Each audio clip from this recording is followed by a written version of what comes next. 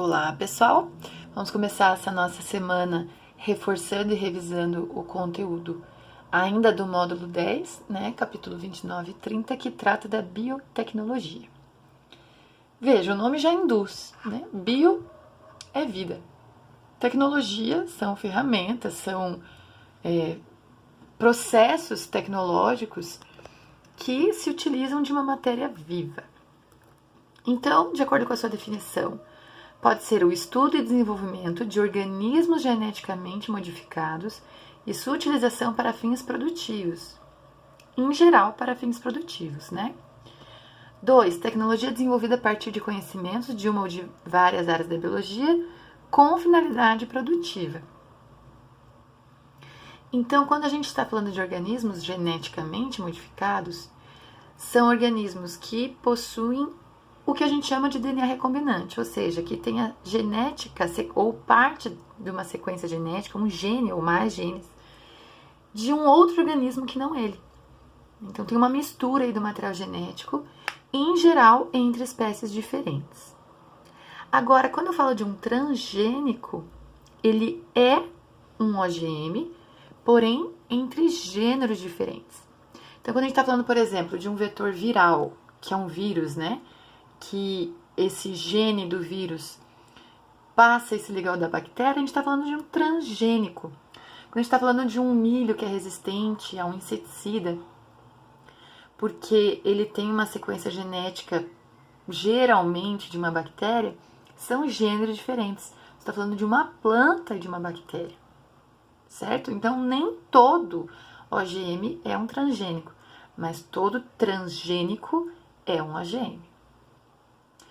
Por que se utiliza tanto bactéria? Porque bactéria é um ser procarionte. Então vamos lembrar que ela não tem núcleo, é muito fácil atingir o núcleo dessa bactéria. E lembrando também que a taxa de mutação dela, justamente por ser mais fácil de atingir esse DNA, ela é muito mais alta. E mais alta ainda é do vírus. Então se utilizam muito vetores virais num processo que a gente chama de transdução, quando ele acontece naturalmente, quando não é o homem que faz esse processo tecnológico, artificial, né?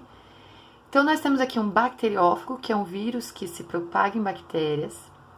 Esse vírus vai translocar, ou seja, passar o material genético no interior dessa célula bacteriana. Esse DNA do vírus vai se ligar à célula bacteriana, e a própria célula vai começar a produzir o capsídeo e o material do vírus, que vai promover a lise bacteriana e vai liberar esses demais vetores. Mas a bactéria ela também consegue fazer um processo chamado de transformação.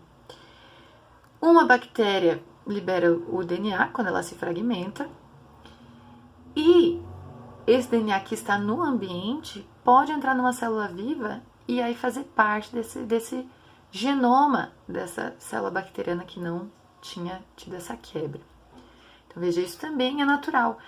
E muitos autores consideram tanto a transdução quanto a transformação, quanto o próximo processo que eu já vou mostrar para vocês, como uma reprodução sexuada.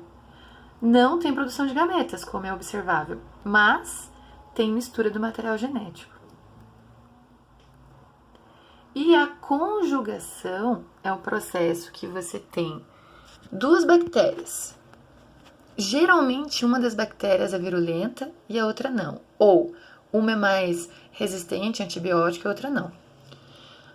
Através de uma ligação com a membrana plasmática entre uma e outra, as duas agora podem ter esse material de resistência ou de patogenicidade.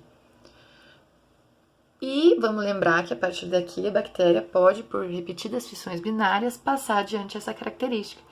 Então é por isso que quando a gente utiliza antibiótico, eles pedem para a gente usar de 7 a 10 dias. Porque esse é o tempo de você realmente quebrar todas as linhagens que podem ser resistentes ao antibiótico, já que elas podem fazer esse processo chamado conjugação. Bom, e como que é esse processo generalizado do DNA recombinante, ou seja, entre espécies diferentes? Então, você tem uma sequência do DNA de interesse, a gente chama isso de transgene. Você passa esses fragmentos, né? Você leva esses fragmentos de DNA ao choque térmico, ou seja, aquece, aquece, aquece, depois esfria, esfria, esfria. E por fim, você seleciona os organismos que têm esse transgene. Então, em geral, por que serve esse choque térmico? Primeiro, para a ligação desse DNA, né? E junto com esse DNA de interesse, você pode jogar um gene reporter, que pode ser resistente a um antibiótico, por exemplo. Então, como que você vai selecionar os organismos? Aqueles que sobreviveram na solução com antibiótico são aqueles que recombinaram. Para fazer isso, você sempre vai ter uma solução com enzimas de restrição. Essas enzimas de restrição têm sempre uma sequência específica do corte do transgene, através de uma sequência produzida, né, de nucleotídeos, ou seja, a CTG, uma sequência apropriada para aquele gene que você sabe como que é a codificação. E restrição significa corte, então elas clivam, elas cortam essa sequência genética. Como está mostrado aqui, né? Então, o que elas fazem? Vamos imaginar que aqui é um organismo A, cortou um pedaço, o organismo B cortou outro pedaço. Agora, você pega uma DNA ligase, você junta esses pedaços cortados, e aí você vai ter mais ou menos o que está mostrando aqui.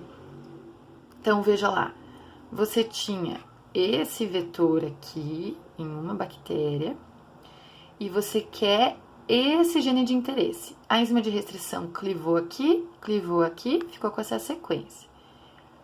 E o vetor clivou aqui para ligar, para recombinar essa sequência.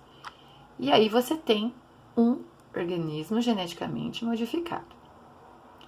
Então, como eu falei para vocês, o gene de interesse é chamado de transgene, e o gene reporter, ou ele é resistente ao antibiótico, ou ele também pode emitir luz, como está aqui esse exemplo. Então, veja lá. Aqui tem um gene promotor, né, que é a sequência a ser estudada. E aqui é o gene reporter, que codifica a luciferase. Se vocês forem lembrar, a gente comentou disso quando a gente fala de transgenia, né? Então, você pega, por exemplo, o próprio vagalume tem essa enzima que tem essa emissão de luz e você coloca na planta. E a planta expressa essa proteína, então ela também vai começar a emitir luz. E aí, os organismos que emitem a luz, você sabe que tem junto o gene promotor, aquele transgene que você quer estudar. Deixa eu só cortar esse vídeo para não ficar tão longo.